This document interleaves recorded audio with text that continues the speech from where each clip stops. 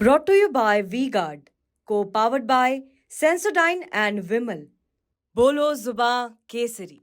कांग्रेस के मुख्यालय में रायपुर में किसी भी नेता के लिए, किसी भी पॉलिटिशियन के लिए जो हमारी पार्टी का मुख्यालय होता है वो मंदिर के समान होता है और हम सबसे सेफ अगर कहीं होते हैं तो वो उस मुख्यालय में होते हैं।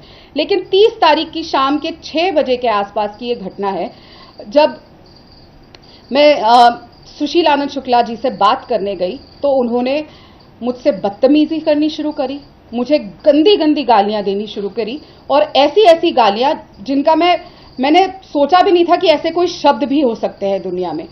और लगातार गंदी गंदी चीजें बोलने लग गए और चिल्लाने लग गए। तब मैं चिल्लाई, बहुत चिल्लाई। वहां पे बाहर लोग बैठे हुए थे और मैंने चिल्ला के ये भी कहा कि जाके नीचे से प्रदेश के महामंत्री को बुला के लाइए और लोगों को बुला के लाइए, लेकिन कोई नहीं हिला। फिर वो जब मैंने अपना फोन बाहर निकाला कि मैं आपको रिकॉर्ड कर रही हूं, ऐसे हाथ में फोन पकड़ा, तो सुशील आनंद शुक्ला ने इशारा किया और उस कमरे में 2 और लोग थे, 2 और प्रवक्ता थे जिन्होंने उनके ऐसा इशारा करने पे दरवाजा अंदर से बंद कर लिया, कुंडी बंद कर ली गई।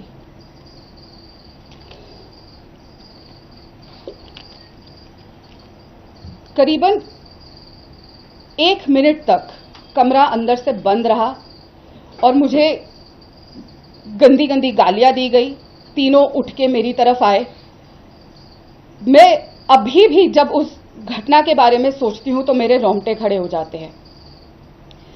मैं चीखती रही, चिल्लाती रही, बाहर भी लोग थे लेकिन किसी ने दरवाजा खोलने की कोशिश नहीं करी और जो बाकी के 2 आदमी थे उन्होंने दरवाजे के आगे आके खड़े हो गए और मुझे दरवाजा नहीं खोलने दिया।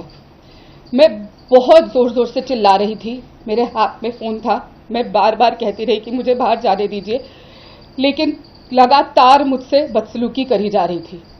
बहुत मुश्किल से मैं वहां पे धक्का देके, और उस समय सिर्फ एक ही चीज मेरे ध्यान में आई, मैंने आंख बंद करके चिल्लाते समय सिर्फ कृष्ण जी का ध्यान किया कि वो मुझे यहां से बचा के लेकर जाए, क्योंकि जहां पे हम सबने अपने आप को एक महिला सबसे सुरक्षित महसूस करती है कि वो हमारा मंदिर है, वहां पे मुझे अंदर 3 आदमियों ने बंद कर लिया।